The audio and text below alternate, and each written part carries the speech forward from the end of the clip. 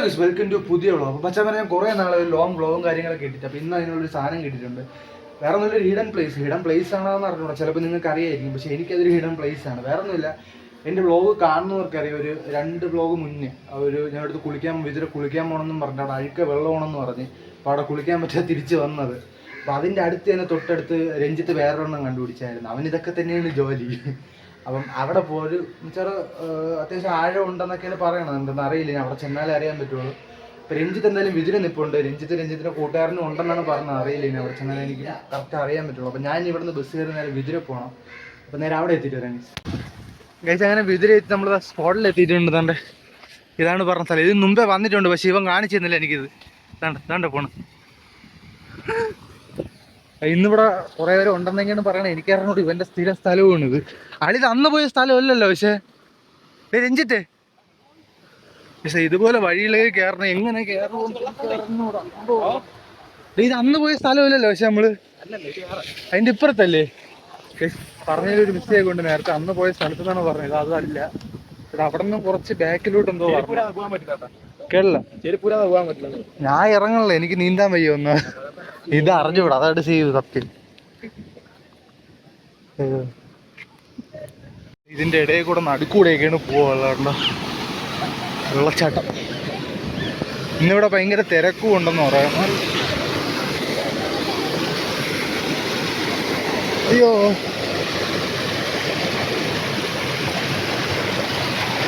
അയ്യോ, ചാടി ഇവന്റെ സ്ഥിര കേന്ദ്രമാണ് ഇവിടെ.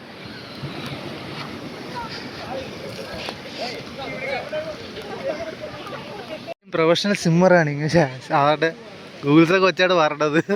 അല്ലെ ഇതിന് മുങ്ങി പോവില്ല അന്നത്തെ പോലെ, പണ്ട് പോയതുപോലെ. ഏത് ഇതിപ്പോ കണ്ണിൽ ഇത്ര വാങ്ങിക്കേ ഉള്ളൂ. ഇതിപ്പോ ഇവനെ ഉള്ളതിൽ നോക്കിക്കഴിഞ്ഞാൽ ഇവനെ ഉള്ളൂ അതില്.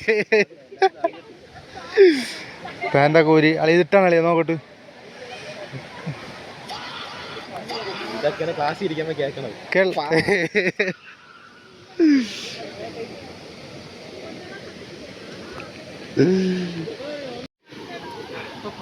ഇത് പ്രൊഫഷണൽ സ്വിമ്മർ. അതാണ്ട് ഒരു ഷോർട്സ് വിട്ട് ഒരു ഗ്ലാസ്.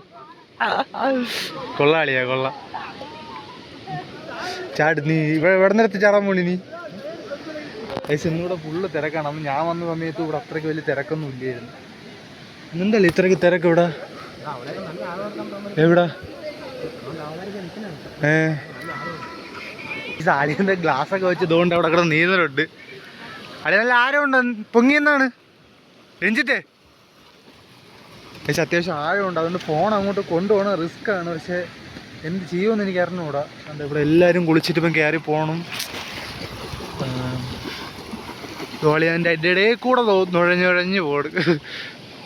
അവ അല്ലെങ്കിൽ നുഴച്ചിൽ വീഴനാണ് ഒരാളിക്കാ. പക്ഷെ എന്തായാലും ഞാൻ രണ്ടും കൽപ്പിച്ച് ഫോൺ കൊണ്ട് പോവുകയാണ്. വെള്ളത്തിൽ പോകുമെന്നൊന്നും എനിക്ക് അറിഞ്ഞുകൂടാ.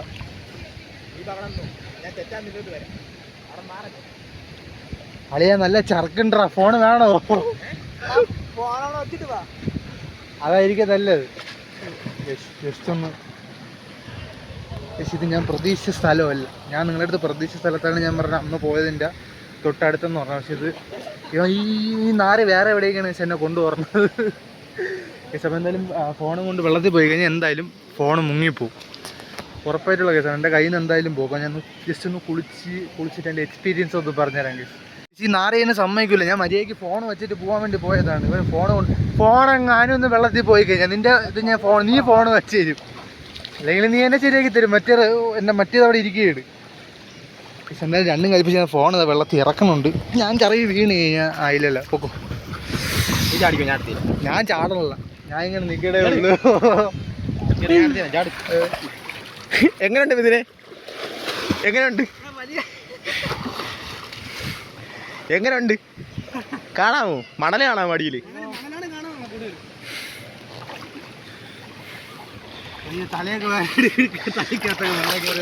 ഞാൻ മര്യാദ അടുത്ത് പറഞ്ഞ ഇറങ്ങണ്ട.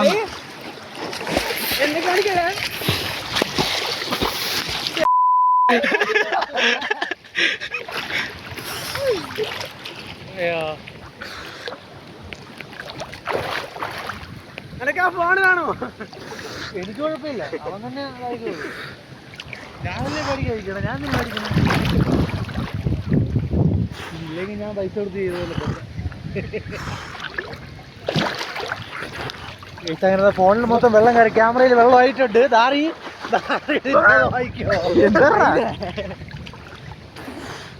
അയ്യോ, വെള്ളത്തിൽ മുക്കട്ടെ. ഇതിൽ എത്ര ബീപ്പ് വരുവാ എനിക്കറിഞ്ഞൂടാ. വെള്ളത്തിൽ മുക്കട്ടെ. ഇതില് വെള്ളത്തിൽ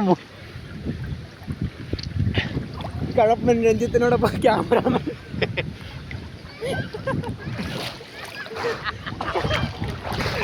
ഒഴുപ്പല്ലാതെ നിനക്ക് എന്തിനാണ് ഞാൻ പറയാനുള്ളത്? ഇവന് പ്രാന്താണ്, ഇവന് മുഴു പ്രാന്താണ്. കഴപ്പൻ രഞ്ജിത്തിനോടൊപ്പം ക്യാമറമാൻ കാർത്തിക്. ആൾക്കാർ വിചാരിക്കാൻ താർത്ത് നീന്തണം. താണ്ടെ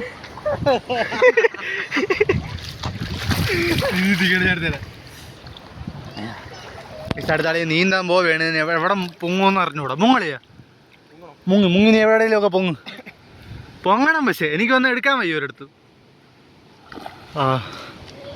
ഈ ചളിയിൽ നിന്ന് മുങ്ങിയിട്ടുണ്ട്. മുങ്ങൽ വിദഗ്ധൻ അതാ പോകും. പൊങ്ങി. എനിക്കൊന്നും കണ്ടുകൂടാ. എടാ നീ എൻ്റെ അടുത്ത് മറ്റേ സ്ഥലത്തിൻ്റെ അടുത്തുനിന്നല്ലടാ പറഞ്ഞത്, മറ്റേ അവിടെ നമ്മൾ അന്ന് പോയെടുത്ത്. അതിനെക്കാട്ടി വിഷയം ഉണ്ടോ? പക്ഷെ നമ്മളന്ന് വ്ളോഗൊന്നും തുടങ്ങിയില്ലല്ലേ അന്ന്. അവിടം വരെ വന്നിട്ട് വ്ളോഗൊന്നും തുടങ്ങിയില്ല. ജസ്റ്റ് അവിടം വരെ വന്നിട്ട് വെള്ളച്ചാട്ടം കണ്ടിട്ട് പോയി. അയ്യോ കേരള ഫിഷ് പായ എനിക്ക് കിട്ടിയില്ല. എനിക്ക്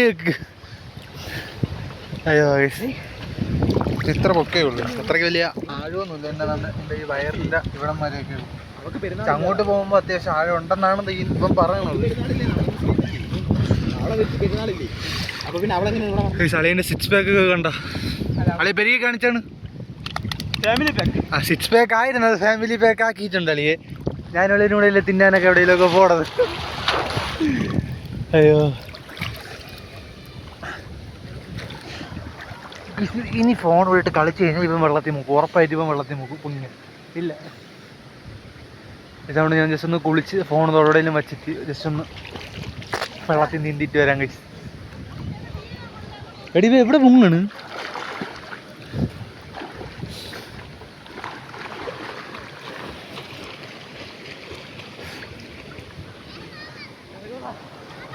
ഞാൻ ഫോണൊക്കെ വെച്ചിട്ട് വരാ.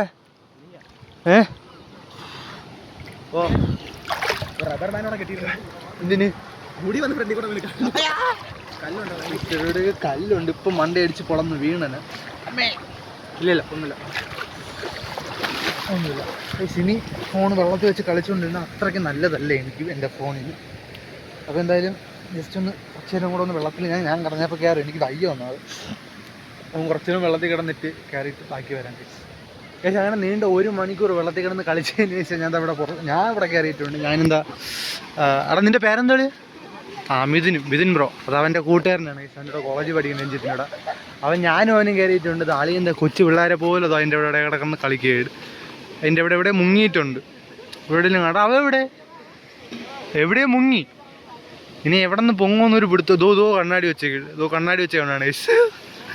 അതോട്ടെ കുറേ നേരം കൊണ്ട് കയറുമെന്ന് പറയണം. വീട്ടിൽ പോകാമെന്ന് പറഞ്ഞിട്ട് കേൾക്കണില്ല. ഈ സ്ഥലം മാത്രമല്ല, കുളിച്ചുകൊണ്ട് നമുക്ക് കണ്ടൊരു സാധനമാണ് ഇഷ്ടണ്ടേ. ഇവിടെ ഒരു കാവ് പോലെ ഉണ്ട്. ഒരു മരത്തിൻ്റെ അവിടെ കുറച്ച് സാധനങ്ങൾ മറ്റേ ദൈവത്തിൻ്റെതൊക്കെ വെച്ച് പ്രതിഷ്ഠ പോലെ അങ്ങനെ എന്തൊക്കെയാണ് ചെയ്യണത്. ഇവിടെ വിളക്കൊക്കെ വയ്ക്കണത്.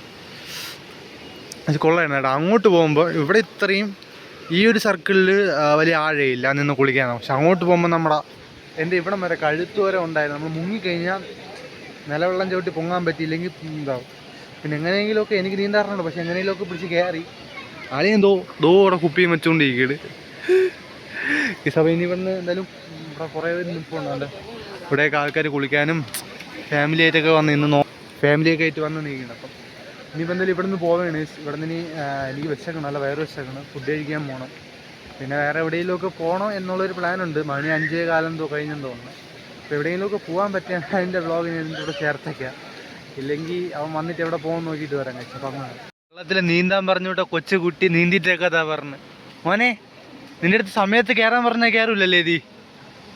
ഗസ് വെള്ളത്തിൽ ഇവന് വെള്ളം കണ്ട ഭ്രാന്താണെന്ന് തോന്നുന്നു ഇവര്. കുറച്ചു നേരത്തേക്ക് അത് പറഞ്ഞ് ഇറങ്ങിയതാണ്. എങ്ങനെയുണ്ട് നീന്തിയിട്ട്? കൊച്ചു പിള്ളേരെ പോലെ അവിടെ കിടന്ന് കളിച്ച്. അതിലുള്ളത് ഞാൻ മാത്രമേ ഡീസൻ്റ് ആയിട്ടുള്ളായിരുന്നു മര്യാദയ്ക്ക് നീന്തത്. അല്ല അല്ല നീ പിന്നെ എന്താക്കിയല്ല ഇസുവിനെ ഒരിടത്തും കൊണ്ടൊന്നും വെള്ളത്തിൽ ഇറക്കാൻ പറ്റില്ലേ, ഒരിടത്തും പോകാൻ പറ്റില്ല അളിയതിന്റെ കൊച്ചു വെള്ളത്തിൽ. അളിന് പൊക്കം മാത്രമേ പേടിയുള്ളൂ, വെള്ളം പേടിയില്ല.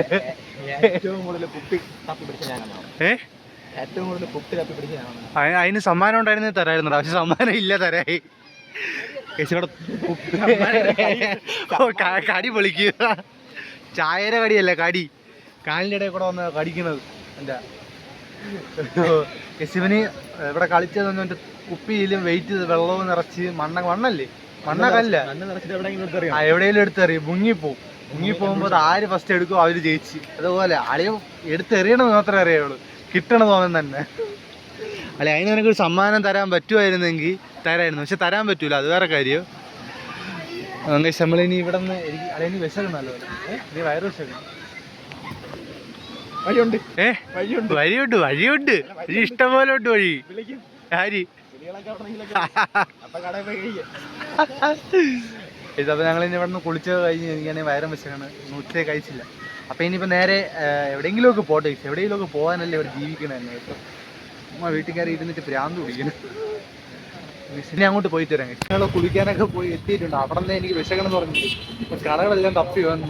ഒരിടത്ത് ഒരു സൈഡിലും കടയില്ലാത്തതുകൊണ്ട്, കടയില്ലാത്ത കാരണമല്ല ഗ്യാസിന്റെ ക്ഷാമം കാരണം. അങ്ങനെ കിള്ളിപ്പാലതേണ്ട ഒരിക്കലും അടയ്ക്കാത്ത, ഒരിക്കലും ഒന്നിന് ക്ഷാമമില്ലാത്ത കടയാണ് ഈ കുമാർ കഫേ.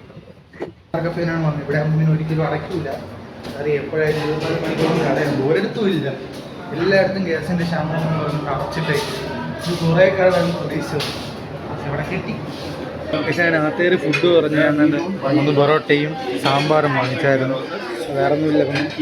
ഗ്യാസിൻ്റെ ക്ഷാമം കാരണം ഇതൊക്കെ ഉള്ളൂ. ഗ്രേവി വെച്ചപ്പോൾ ഗ്രേവി ഇല്ല, പൊറോട്ടയും സാമ്പാറും കഴിച്ചു വരാം. അളിയനാണെങ്കിൽ ഒന്നും വേണ്ട, അവന് ബ്ലാക്ക് ടീ മതിയെന്നും പറഞ്ഞാണ് അയിപ്പാടി കുത്തിക്കൊണ്ടിരിക്കട്ടെ. അതുകൊണ്ട് ഞാൻ കഴിച്ചിട്ട് ഇറങ്ങി. പക്ഷേ ഞങ്ങൾ ഫുഡൊക്കെ കഴിച്ച് ഇറങ്ങിയിട്ടുണ്ട്. അപ്പോൾ ഇന്നത്തെ ഒരു ദിവസം കഴിഞ്ഞ് കിട്ടിയിട്ടുണ്ട്. പക്ഷേ ഞാൻ വീഡിയോ എടുത്തത് എനിക്കൊന്ന് അറിയാൻ കറക്റ്റായിട്ടല്ല ഞാൻ വീഡിയോ എടുത്തിട്ടുള്ളത്. എന്തൊക്കെ പറഞ്ഞെന്ന് എനിക്ക് പോലും അറിഞ്ഞൂടാ. കാരണം ഞാൻ അവിടെ പോകുമ്പോൾ ഇങ്ങനെയൊന്നും വീഡിയോ എടുക്കാൻ വേണ്ടിയിട്ടല്ല ഞാൻ പോയത്. ഒന്നാമത്തെ കാര്യം എന്ന് പറഞ്ഞാൽ ഞാൻ പ്രതീക്ഷിച്ച സ്ഥലത്തല്ലേ വേനെ കൊണ്ടുപോയി. ഞാൻ അന്ന് പോയതിൻ്റെ തൊട്ടടുത്തെന്നാണ് വേൻ്റെ അടുത്ത് പറഞ്ഞത്, പക്ഷെ അന്ന് അവിടെ അല്ലേ കൊണ്ടുപോയി. അപ്പോൾ രണ്ടാമത്തെ ദിവസം എൻ്റെ മൈൻഡ് ഒട്ടും ഓക്കെ അല്ലേ. അപ്പോൾ ഞാൻ അതിന് വേണ്ടിയിട്ടാണ് ഇന്ന് ഇറങ്ങിയത് തന്നെ. വീട്ടിൽ ഇരുന്ന് എനിക്ക് ഭ്രാന്ത് പിടിക്കുന്നതുകൊണ്ട് ഞാൻ പറഞ്ഞു എവിടെയെങ്കിലും പോകാൻ നിന്നാൽ രാത്രി അവൻ്റെ അടുത്ത് വിളിച്ച് പറഞ്ഞപ്പം ഇവന്ന് വിതിരയെ കാണുമെന്ന് പറഞ്ഞു. അപ്പോൾ നേരെ വിതിരയോട് ചെല്ലാൻ പറഞ്ഞു, അങ്ങനെ പോയതാണ്.